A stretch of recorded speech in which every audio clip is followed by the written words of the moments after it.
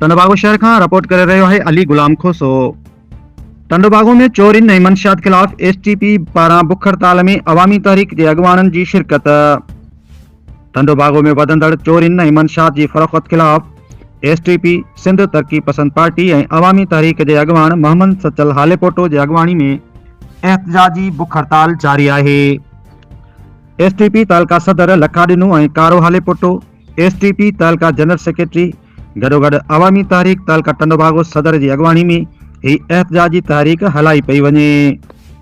एहतजाज में शरीक माण्हुनि जो चवणु आहे त शहर में चोरियूं आम थी वयूं आहिनि ऐं मंशियात जे विकिरे सबबि नौजवान नसुल तबाही तरफ़ वञी रहियो आहे।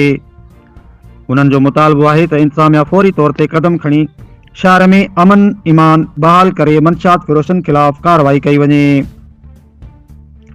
बुख हड़ताल ते वेठल अगवाननि मीडिया सां ॻाल्हाईंदे चयो त जेसिताईं उन्हनि जा मुतालबा पूरा न थींदा तेसिताईं एहतजाज जारी रहंदो।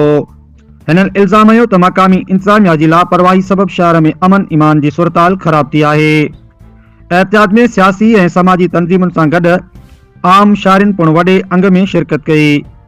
उन्हनि जो चवणो आहे त पंहिंजे इलाइक़े खे मंशियात ऐं चोरियुनि खां पाक करण लाइ हर मुमकिन कुर्बानी ॾियण लाइ तयारु आहियूं। एहतजाजी अगवाननि ख़बरदार कयो आहे जेकॾहिं संदन मुतालबनि ते ध्यानु न ॾिनो वियो त एहतजाज जो दाइरो वधाईंदा ऐं शहर जे मुख्य रोडनि ते धरणा पिणु हया वेंदा। सामाईन तव्हां असांखे लाइक ऐं कमेंट करे पंहिंजी राय खां आगाह कंदा।